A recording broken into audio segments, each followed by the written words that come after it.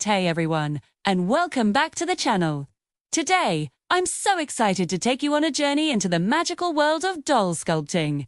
We're going to transform a simple block of clay into a beautiful, lifelike character. Whether you're a seasoned artist or a complete beginner, I promise you'll find something fascinating in this process. So, grab a cup of tea, get comfy, and let's get our hands dirty. First things first, we need to gather our tools. The star of the show is, of course, the clay. I am using polymer clay today because it's incredibly versatile and stays soft until you bake it. You'll also need a set of sculpting tools. Don't worry if you don't have fancy ones. You can start with toothpicks, knitting needles, or even just your fingers. A smooth work surface, like a ceramic tile, is essential. And an armature wire will provide the internal support or skeleton for our doll, giving it strength and structure. Now for the fun part, bringing our vision to life. I always start with a rough sketch. It doesn't have to be a masterpiece, just a basic guide for proportions and the overall pose. Once I have my idea, I create the armature. I bend the wire into the basic shape of the body. A simple stick figure will do. This armature is crucial. It prevents the doll from collapsing while we work and during baking. I then cover the wireframe with a thin layer of clay to build up the core.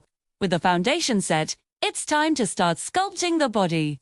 I add small pieces of clay, gradually building up the muscles and forms. I constantly refer back to my sketch and anatomical references to keep the proportions accurate. The key here is patience. It's all about adding, smoothing, and refining. I use my fingers for the larger shapes and switch to smaller tools for the details, like defining the muscles in the arms and legs.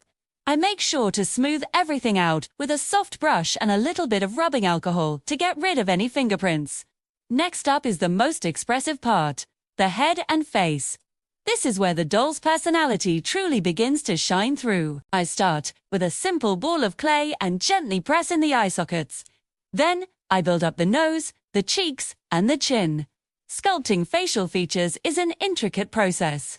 I use a fine-tipped tool to carve out the lips and define the eyelids.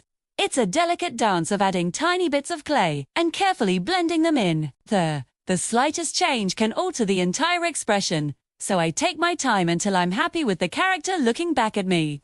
Once the sculpting is complete, it's time for the final touches before baking. I go over the entire doll one last time, smoothing out any imperfections and adding fine details like fingernails or creases in the skin. Then, it's into the oven.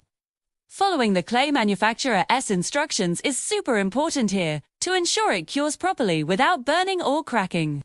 After baking and cooling completely, the clay becomes hard and durable. The final step is painting.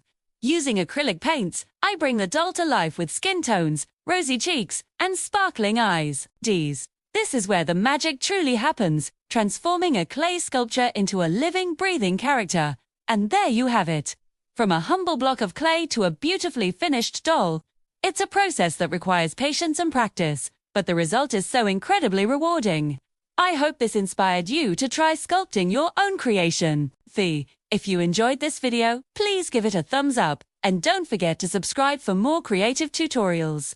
Thanks so much for watching, and I'll see you in the next one.